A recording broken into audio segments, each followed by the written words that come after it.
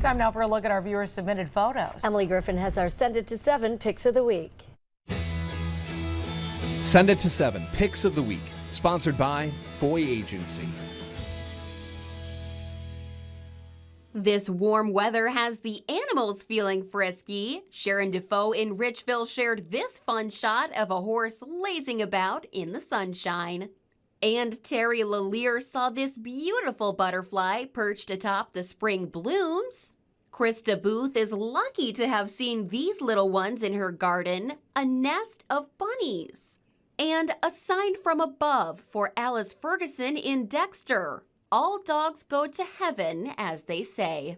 Back on Earth, Andrew Lincoln admired the Tibbetts Point Lighthouse at night, while Travis Feistamel admired during the day.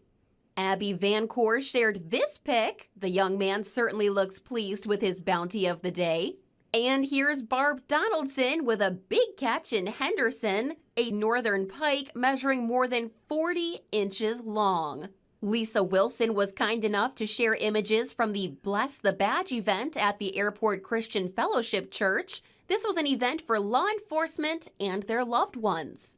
And finally, as we come up on Memorial Day weekend, we thank Bori Photography in Sackett's Harbor for this photo. And Carl DeSalvatore for these shots of poppies blooming in Cape Vincent, the common flowers seen during Memorial Day to remember the fallen.